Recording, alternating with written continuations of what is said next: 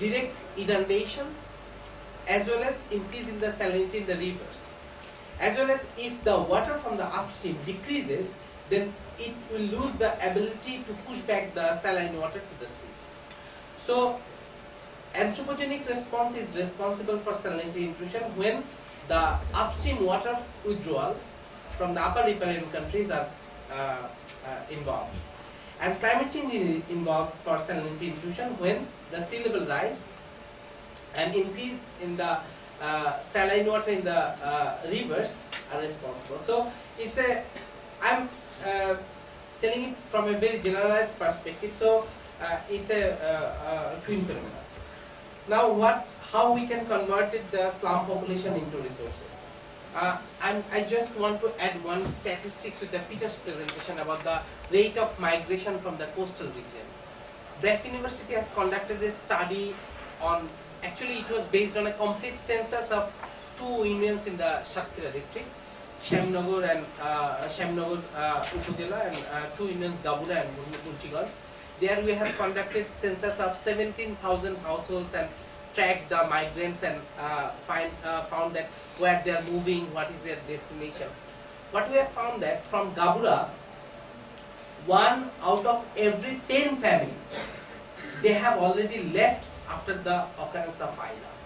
That means from 2007 to 2005, 10% family has already migrated to different parts of the country and especially outside the country. And where they're moving, they're accumulating on the urban slum areas mostly. In the outskirts of the Satkhira district, Satkhira city, Khulna city, Bandarban, Rangamati, Dhaka, especially in the Dhaka.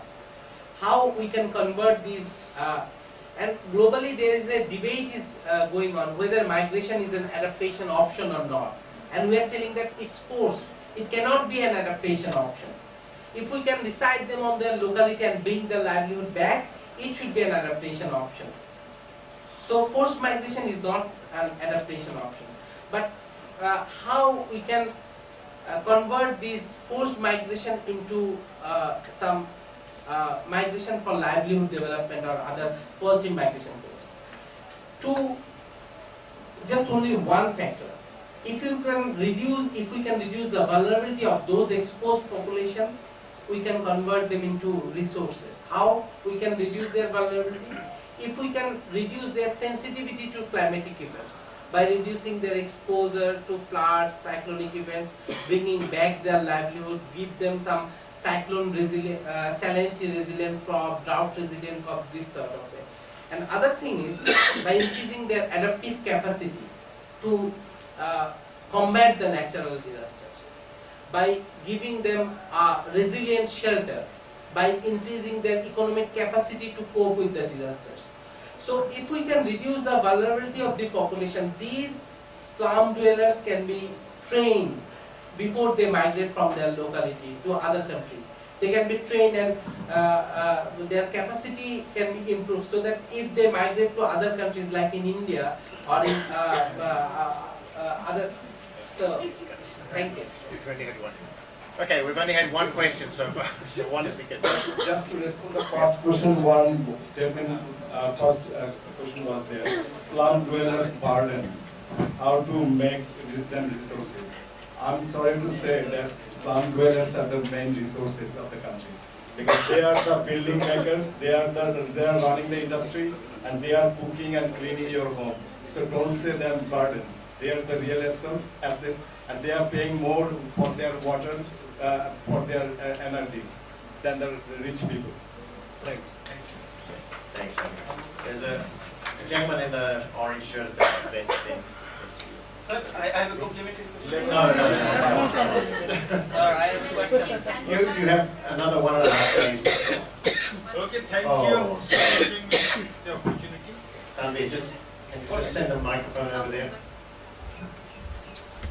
Sorry, Tanvi, I'll come back to you. But keep it short, please. Thank you for giving me the opportunity. I am Farooq from Rangamati. Actually, Rangamati, Chirau campus.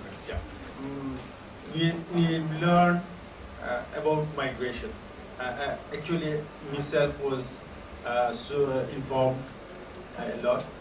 Now, my question is, migrated people who switched at Rangamati, how can we arrange development or rearrange development? My question is to the Eastern Country Director of UNDP. How can we mainstreaming them in Rangamati? I think it is when people migrate. Yeah, and then in 1979 to 1981, a lot of people migrated to Rangamati. Almost 4 or 5 lakhs people migrated to Rangamati in 1979 to 1981. So you are already integrated with the there. So already you are mainstream. What else you are expecting to this extent? 30 years back, you are already mainstream. But a lot of them was not. Most people are living in cluster villages in India. What's the two issues there? Cluster villages that many of them are living in the cluster villages. However, if there is, how can we develop the adaptation capability? I think we have a UNDP supporting a huge project. Are you aware? The confidence building project and most of them community development. Yeah, program. CSTDF is running there. It's a huge program is there in the hill districts. Yeah. And you just mail me and I will give you all the Okay. information. Okay, and goodbye. Absolutely, thank you. 7 minutes. 7 minutes. But we had lost the electricity, so we get extra 2 minutes. Thank you very much. This is Tanvir. I work for ICDRB. I'm mostly involved in health system research. And my question is, when we look at urban health, from the policy perspective, we know that there are 2 specific ministries who are involved in providing health services in urban spaces. One is in local government and the other one is Ministry of Health. And we have a separate ministry for disaster management. Now, when we are talking about climate changes and its health impacts on our cities, what's your suggestion? I mean, what should be a way forward towards proper policy making and strategizing the whole issue? Thank you very much.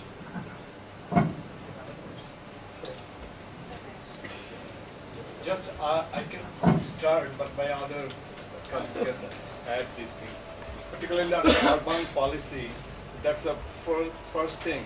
So when you look at the slums perspective, I mean that 1/3 of the population in the urban areas. So if you go for the right-based approach policy,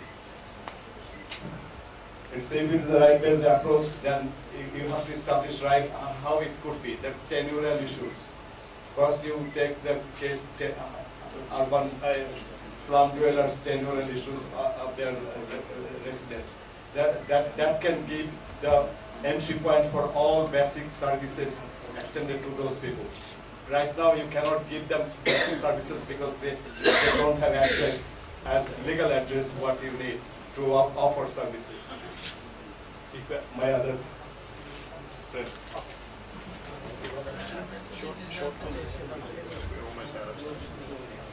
I think there are 2 ways of dealing the urban health impacts.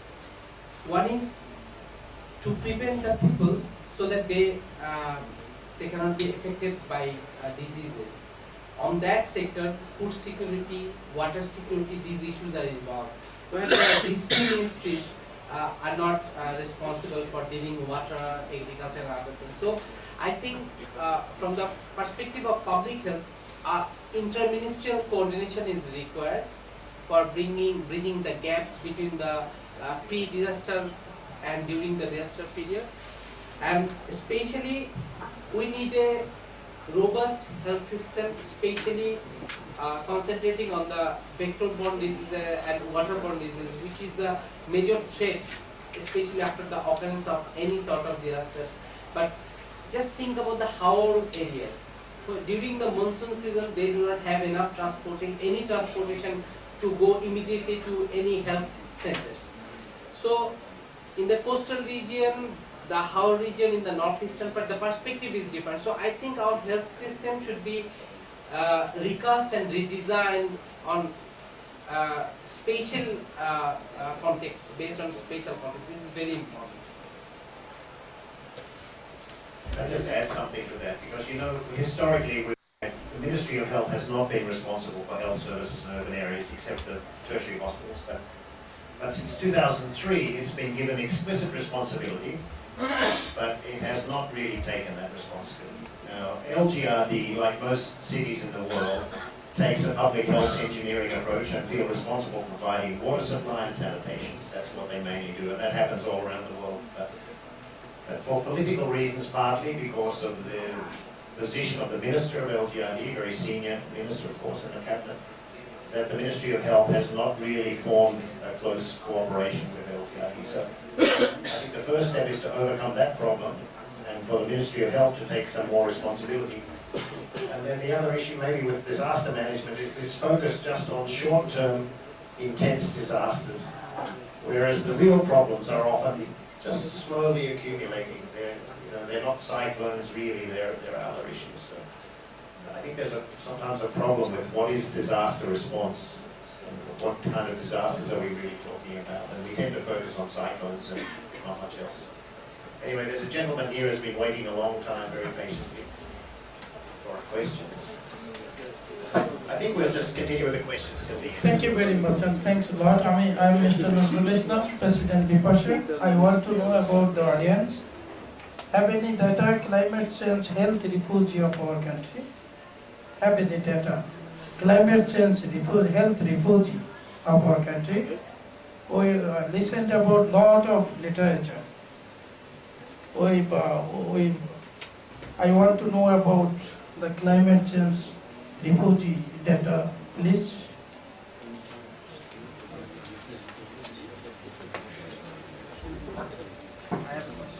Yeah, I think we agree that there isn't clear-cut data on that. There's a fair bit of information, as the gentleman from Rangamati said, on refugees because of river erosion and things like that, although we don't really know exact numbers about it.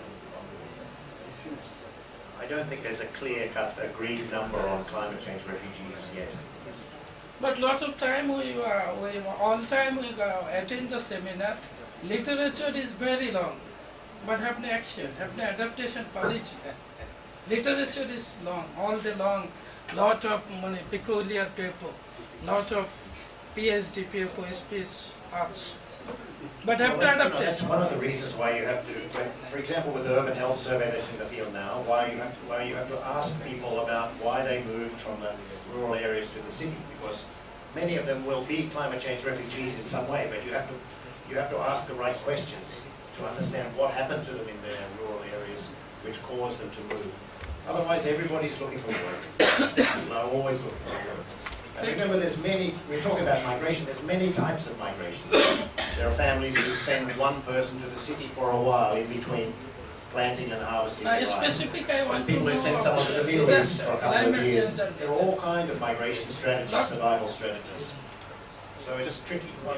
Just Peter and me, we were at a Tepuk initiative to establish a,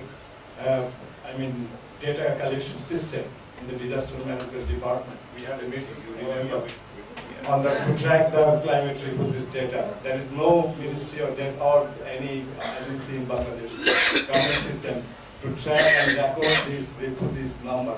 How many people? You have seen the Borishal division, population decline.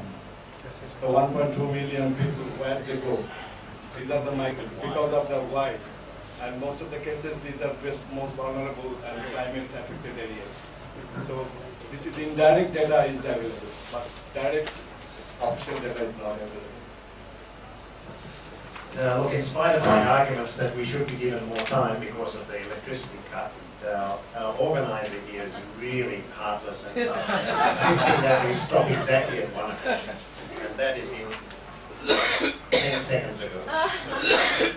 So I think we have to stop. We don't have time to round up, but I think it was an interesting discussion. Do you want to take a minute to Well, we didn't talk probably as much as we should have about what actions to take, but there are quite a number of areas that people hit upon with regard to the lack of coordination between the main ministries that determine how climate refugees should even be measured, let alone, or defined, let alone responded to. And there are many other areas we are not counting, as the last gentleman pointed out. We don't have good data on this. We have to agree on definitions. We have to find measurement systems for all of that stuff. And then we have to think about the responses, because we talk about disaster management response. But if you go down to the south, where Cyclone Isla hit in 2007, Sita was 7, Isla was maybe 9. A lot of those embankments have still not been repaired. Now, why is that? Money has been given, but the repairs were not done because influential people from outside, maybe, they want to convert that land to shrimp production. They want those farmers out of there. So even though we have a certain response, there are all sorts of other forces going on which are inhibiting and preventing this kind of response. You know, we have to be also realistic about those kind of forces that are at work. It's a very important area, but as Dr. Amin said, Bangladeshis are incredibly resilient and probably better than most people you can think of responding to and dealing with floods and with other natural extreme weather events. But still, the government is obligated, and the rest of us as well, obligated to try and make it easier and not more difficult for them to cope with that. I think we should thank the panelists for their contribution. Nandan, Susanna, and Amin. Thank you all for attending and giving your time. It was worthwhile. Thank you so much. Upstairs, so 1 hour for lunch. And there's also a prayer area. There's also a prayer room on also level 6, I believe. There's a lot of interest in migration issues. I'd like to highlight there's one more breakout session at 4 p.m. focusing specifically on migration. So if you're interested in this topic, please come back. It's in this room, 4 p.m. Enjoy your lunch.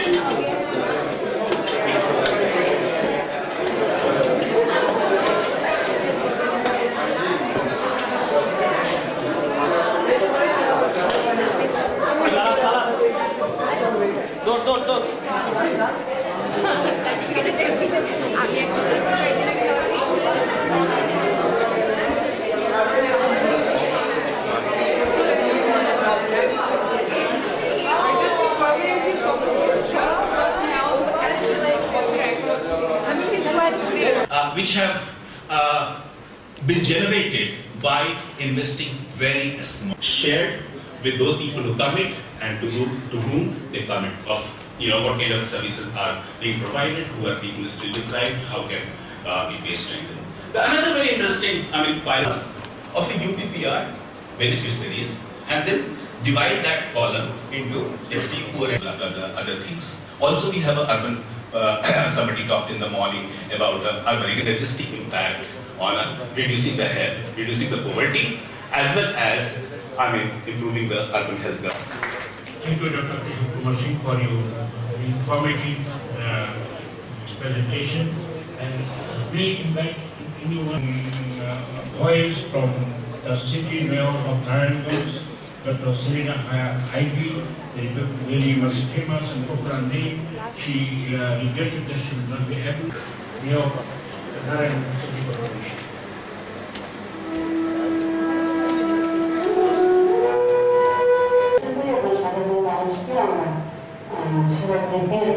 এই শিরাগুলির মধ্যে মূলত মানুষ আমাদের কাছে যেটা চায় সেটা হলো মানুষের সার্ভিসের মধ্যে করে আমরা দ্রুত তাদের বার্থ সার্টিফিকেট, ডেথ সার্টিফিকেট, তাছাড়া রিটায়ার সার্টিফিকেট আমরা করে দিতে, অর্থাৎ স্বাস্থ্যসেবা সার্টিফিকেট, এগুলো কিন্তু অনেকগুলি কারণ আছে।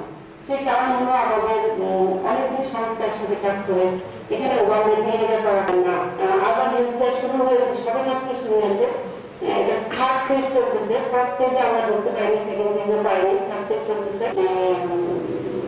তারপর ম্যানেজমেন্ট কাজ করে তারা অনেক ধরনের সবাই দিয়ে থাকে, আমাদের সাথে সে সমন্বয়টা হয়ে ওঠে না, কিন্তু ইদানিং আমরা চেষ্টা করছি সমন্বয়ভাবে কাজ করার জন্য।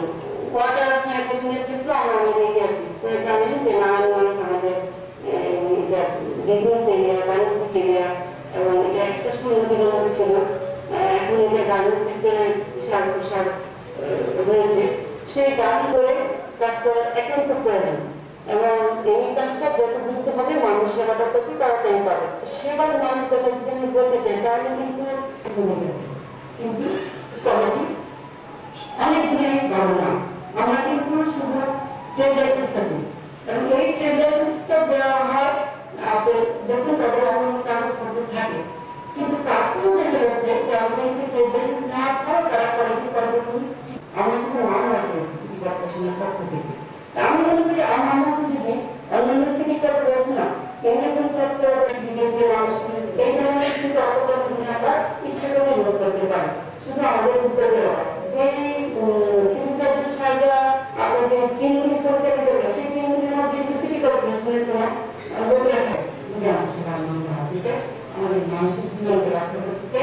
সিটি কর্পোরেশন যখন সবগুলি কিন্তু পুরো কেনাবেন না, আমরা সবসময় সাধারণ মানুষকে আমরা ট্রেনিং দিচ্ছি তাকে বলি। এখানে ইচ্ছে করলে যারা গার্মেন্টসে কাজ করেন, গার্মেন্টস শ্রমিকরা আছেন, বিশেষ করে নারী শ্রমিকরা, তাদেরকে নিয়েও আমরা একটা ট্রেনিং করতে পারি, যেটা আমাকে কোনো করে যাচ্ছি। এটা বলতে আরো অনেক সময় আছে, আমাদের দেশের চলছে না যে আমরা তারা মাত্র সবকিছু পেয়ে যাবো। তবে হ্যাঁ, একটা ইনফরমেশন টেকনোলজি ডেভেলপ করা যায় যে আমি বলি যে এই ইনফরমেশন টেকনোলজিটা একটু ডেভেলপ করা হেলথের ক্ষেত্রে খুবই জরুরি। এখন মনে করেন আমার সেবা আছে, এই ইনফরমেশন থেকে যে কোন ওয়ার্ডে এই ধরনের অর্থনৈতিক সাপোর্ট দিতে হবে, এই জিনিসগুলিকে জানতে হলে কিন্তু আমাকে একটা সার্ভে করতে প্রয়োজন। আসলে সুপারদের জন্য আপনারা জানেন যে আমরা অনেক কিছু তাদেরও জন্য কিছু করার দায়িত্ব আমাদের নিয়ে গিয়েছে। সুপার কর্মীকে আমরা একজন সেবক কর্মীর নাম দিয়েছি, সেটা মান উন্নয়নের জন্য আমি কিন্তু থেকে দাঁড়িয়ে যাচ্ছি। অ্যাকচুয়ালি এই যে উপার্জনের কথা বললাম, সমস্যার কথা বললাম, অথবা আমরা স্বাস্থ্যসেবাতে one thing side the city governance, another she has made. Then another area, Madam Ivy has provided most importance, that is information technology, and we are going to open the floor. We'll have to finish it within 2 or 3 minutes, or 5 minutes, whatever it may be, but it is 3:30. So anybody raising the question, or if anyone, if he has no question, I will request you to make a speech, and we will give it to the authority. They will make it. While there will be publication, they will be. I'm Sadia Jaman, a student of Dhaka University. My subject is gerontology and military welfare. This is a new subject, not only Bangladesh, it also South Asian, because we know that aging is the vulnerable issue throughout the world. Recently, 10 October, we celebrate World Mental Health Day. Title is Mental Health and Older Adults. According to WHO, in 2025, the ratio of aged people become 10:1. 2050, the ratio is 5. It is 7.1 in the total population. But when it is reached 10% aged population, Bangladesh, then called aging population country in Bangladesh. So my question is, Mr. Zilur Rahman, so we deal the huge amount of aged people health service. My second question is, the service not available both in urban, rural and total Bangladesh, government, private sector and every sector. So, and then my special request, organize Urban Health Symposium, the special issues upcoming urban health for older person. Tackle the problems of the older people. Health is a health is a subsector of their need in traditional family structure. So these are, I think, upcoming, what I mentioned in the urban context, the additionalities, these are some of them. So it's a question, I think it's to be taken note of, but perhaps we have to see it more as a social issue. The health care needs certainly are a very important part of it.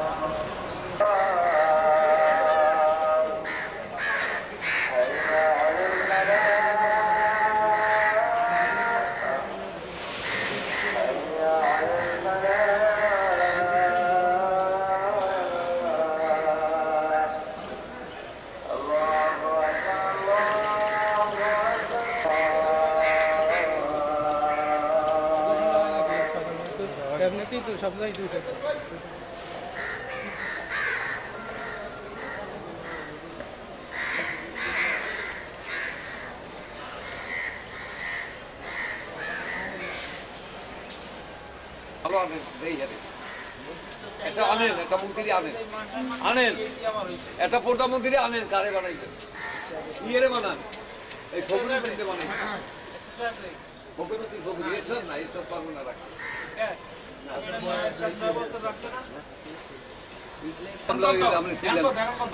আমরা রাখাইছেন মিয়া আমরা গরিব মেয়ে 10 বছর আটকাই রাখছেন আমিও তো কই আমি না রে ভাই এই জন্য আপনার দলীয় ফাঁসি দেওয়া আমি তারেক যে শালা তারেক দিয়ে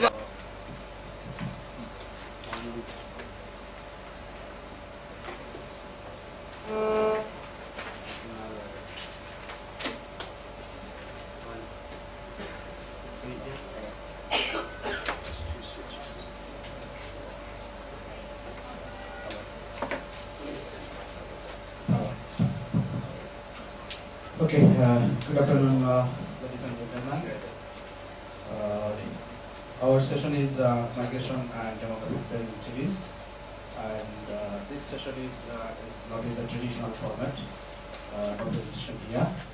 I've got two distinguished panelists. My left hand side, Dr. Bina Action, who is working in Bangladesh Institute of Development Studies, and in my right hand side, Peter Stephen, who is working. Who is working in ICT DRB. So basically this session will be question answer. I will start with the discussion with my panelists. Then if you have any questions later on, we will take that questions to my panelists as well. So first of all, I will start with Dr. Bina Action, as our session is focusing on migration and demographic changes in cities. So I'll ask Dr. Bina Action to give us a little bit of overview on how migration is affecting demographic scenario in Bangladesh.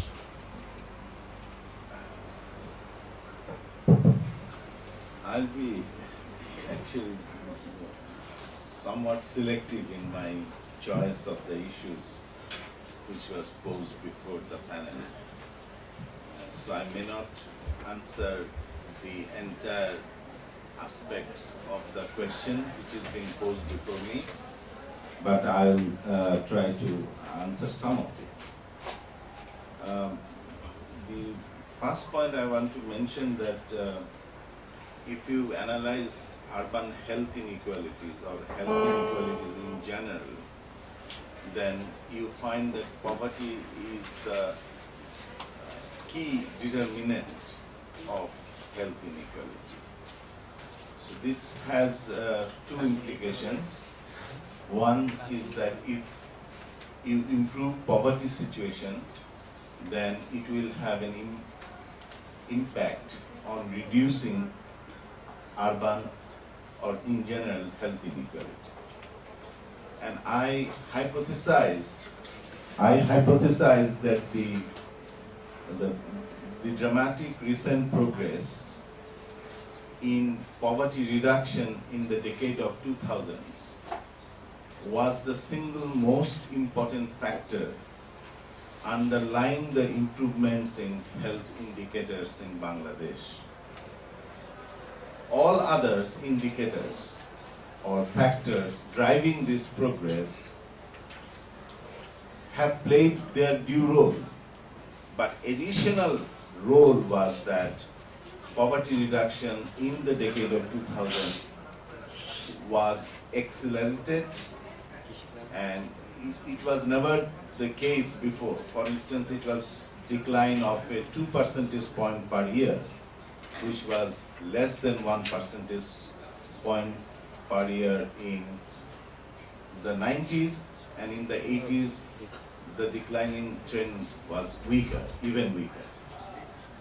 So having said that, if poverty improvements lie behind health improvements, then the question is that what role migration or urbanization played in the poverty reduction process. The answer is the urbanization or rural-urban migration played a very important role in the national poverty reduction process, because of the very fact that the drivers of national poverty reduction are four: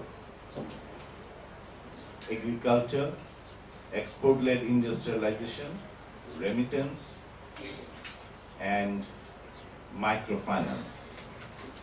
Now, at least among these four factors, two factors, export-led industrialization and remittance supporting the growth of the construction sector in urban areas, played a very critical pull factor of bringing in rural workers into urban areas. This has happened in the case of garments industry. This has happened in the case of construction industry. And the reverse impact of both export-oriented industrialization and urbanization on rural poverty has been immense. I'll cite only one recent research by Rachel Heath and Mushfiq Mubarak of Yale University, who showed that the government's impact on secondary enrollment of girls explained almost 97% of the increase in girls' enrollment rate, rather than explained by the placement of stipend schemes. So this is just to point out, one may quarrel over the extent of the quantitative impact. It may be 97%, it may be 80%, it may be 70%.